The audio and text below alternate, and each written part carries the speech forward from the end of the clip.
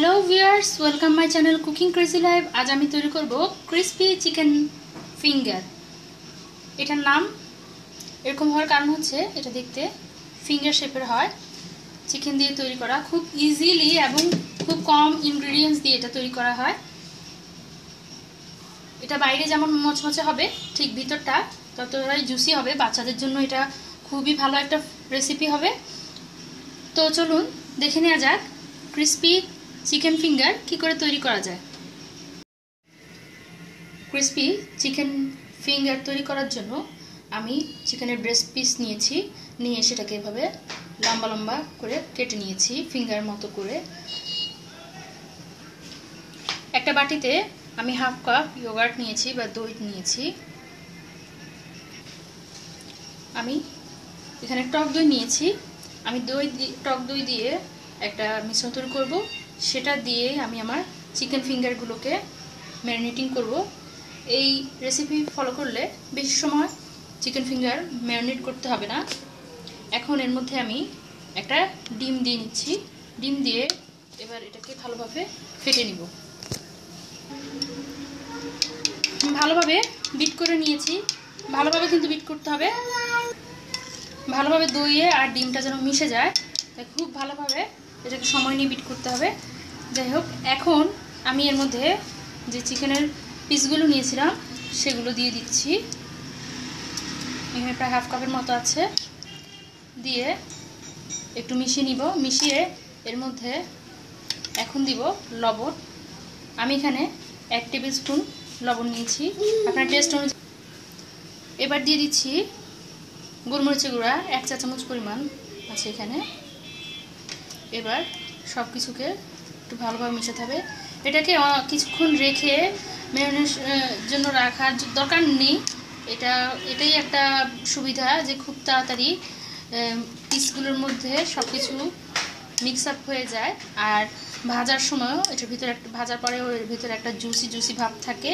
উপরের দিয়ে ক্রাঞ্চি হলেও ভিতরে জুসি থাকে।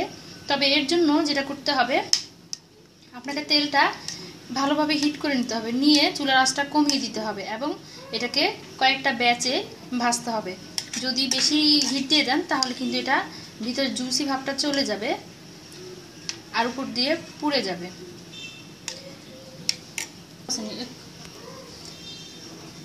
চিকেনের পিসগুলো এবার ম্যারিনেটিং থেকে উঠিয়ে দিয়ে দিব কর্নফ্লাওয়ারের মধ্যে গড়িয়ে, আবার ব্রেড ক্রামও গড়িয়ে নেব। এভাবে প্রত্যেকটা করে নিতে হবে। আপনারা যদি এর মধ্যে ঝাল স্পাইসটা অ্যাড করতে চান তাহলে সেটাও অ্যাড করতে পারেন। সেটা হচ্ছে দইয়ের মধ্যে যখন চিকেনের পিসগুলো দিবেন তখন মরিচের গুঁড়া, লবণ যখন দিবেন মরিচের গুঁড়াটা দিয়ে সাথে অ্যাড করে নিতে পারেন, তাহলে ঝাল হবে। আমি যেহেতু বাচ্চাদের জন্য করছি এই জন্য এটার মধ্যে কোনো স্পাইস অ্যাড করছি না। এভাবে সবগুলো করে নিতে হবে। কর্নফ্লাওয়ারের মধ্যে চিকেনের পিসগুলোকে ডুবিয়ে তারপরে একটু ঝেড়ে নিলে এক্সট্রা যে কর্নফ্লাওয়ারের গুঁড়াটা আছে সেটা ঝরে যাবে। তারপরে সবগুলো ফিঙ্গার তৈরি করা হয়ে গেছে। এখন একটি প্যানে তেল গরম করতে দিব। তেল গরম হতে দিয়েছি, তেলটা গরম হয়ে গেছে।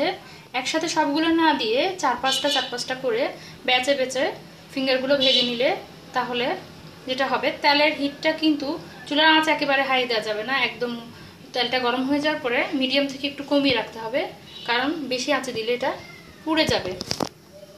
সো কয়েকটা বেচে ফিঙ্গারগুলো দিতে হবে। চিকেন ফিঙ্গার দিয়ে ভেজে নিতে হবে।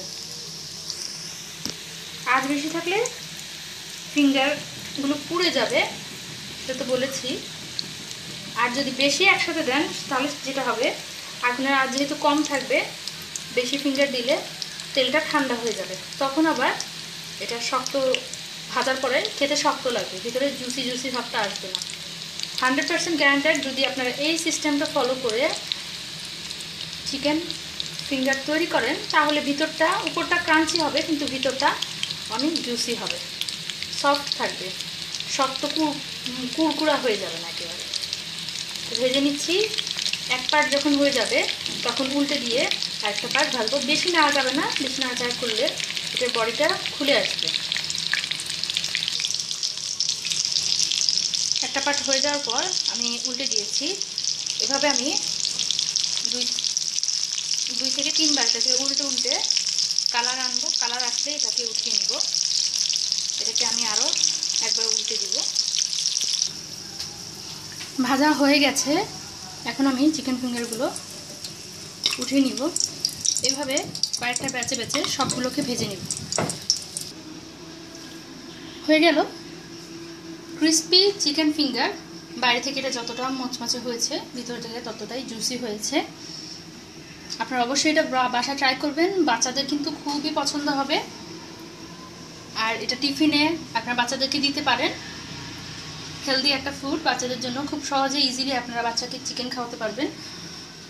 বুঝতেও পারবে না, কিন্তু খুবই মজা লাগবে। সো আজ এই পর্যন্তই। আশা করছি আমার রেসিপিটা আপনাদের কাছে ভালো লেগেছে। যদি আমার রেসিপি আপনার ভালো লেগে থাকে প্লিজ লাইক দিবেন আর আপনাদের ফ্রেন্ডস অ্যান্ড ফ্যামিলির সাথে শেয়ার করবেন আর আমার চ্যানেলকে সাবস্ক্রাইব করবেন। আজ এই পর্যন্তই। ভালো থাকবেন। আল্লাহ হাফেজ।